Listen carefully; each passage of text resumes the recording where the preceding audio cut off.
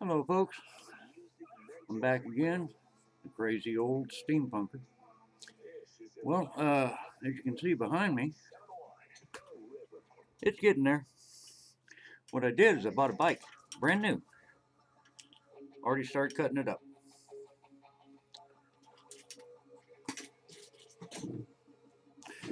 Through the pictures and what I was talking about before, excuse me, I made the frame. It's three 3/8 thick pieces of plywood glued together on each side in a bow. Now the bow was from end to end to the center. There was a 4-inch rise. I screwed it down to the table and glued the pieces together. Excuse me. Now, the way I got my measurements, I know y'all wanting to, some of y'all have asked me about that. So what I've done, I've got a picture. What I did is I looked at bikes online, bicycles, for electric bikes, because that's what I wanted to do with it. Now, there's a lot of laws out there, and some of them, laws and regulations. Some of them are good, some of them are bad, some of the ones that we think are bad are there for a purpose. The law states that you can ride a motorized vehicle or electric vehicle as long as it does not exceed 50 cc's on the road legally. No helmet, no insurance. No, you have to have a helmet. You don't have to have a license, and you don't have to have it insured. 50 cc's is small. I mean, you're looking at 25 miles an hour, 25 to 35 miles an hour. That's why I decided to go this route. If you have a motorcycle and you want to turn it into steampunk, remember this. If you weld one small bracket on that bike, they can take the license away from it, and you can get into a whole lot of trouble. You're not allowed to weld on a motorcycle. So it's really bad. That's why I'm going so small. This thing will never get highway speeds. It'll go maybe 30 miles an hour. But I also have to make it light enough that I can pick it up with one hand. If I can't pick it up with one hand, and I am stronger than I look, the electric motors out there that I can use to make it street legal won't haul it and me. So what I did, took this picture, found me a bike,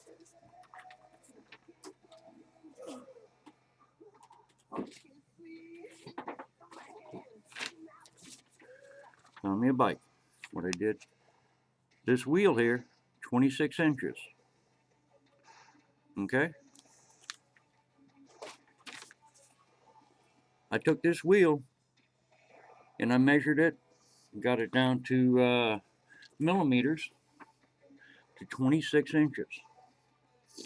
1 millimeter is 0.36. That's where I got the entire measurement, everything. 0.06. So I got the length of the frame. And when I got the other photos out there, which shows the top view and all that, they're on my website. That's how I got all my measurements. Now it's a little bit thicker, and this part here is a little bit thicker. And I did that so I could literally build this thing.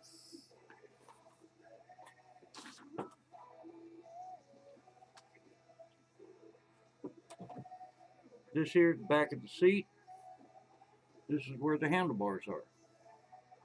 I mean, look, it's almost arm's length, but I gotta lean over when I ride it.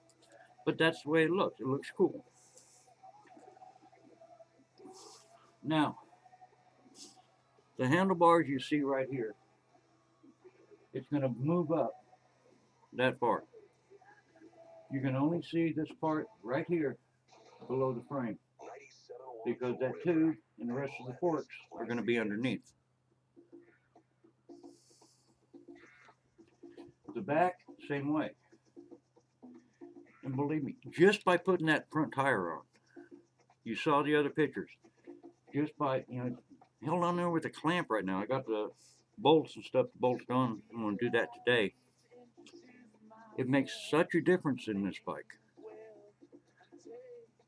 I just don't know. I have decided I'm going to see what it's going to look like. I may do it in bronze, the whole bike, paint it in hammered bronze. I don't know. I'm going to try one way or the other. But I'll be able to ride it. The batteries are going to be down here. From right here. Well,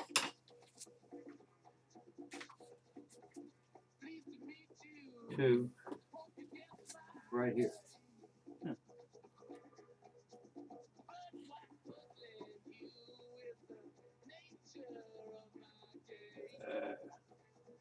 Well, what they're going to be on there is I'm going to try to get, if I can, 2 banks of 48-volt batteries in there. And the controller will be dead center, which means this part here is going to have a bulge on it to cover the batteries in the controller. But you won't be able to see any of the mechanisms. This thing is going to be so cool. The wiring, I don't care what size it is. When I get all the controllers, which is going to be next Saturday, it's going to have the back wheel and all the controllers. I'm going to lengthen all the wires and have everything so you can't see anything when this thing's going down the road. That's going to be the cool part. You can build this thing. Right now, I bought the bike, bought the wood, and I just ordered the wheel, the electric wheel and the controllers. The electric wheel and the controllers was $176. The bike was $117 or somewhere around that. $45 worth of wood. Let's see, I'm still under $500. So for under $500,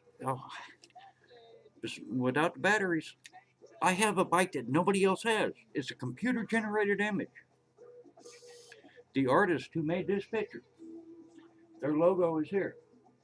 The artist contacted me and said he was honored that somebody has taken his fantasy design and making it real.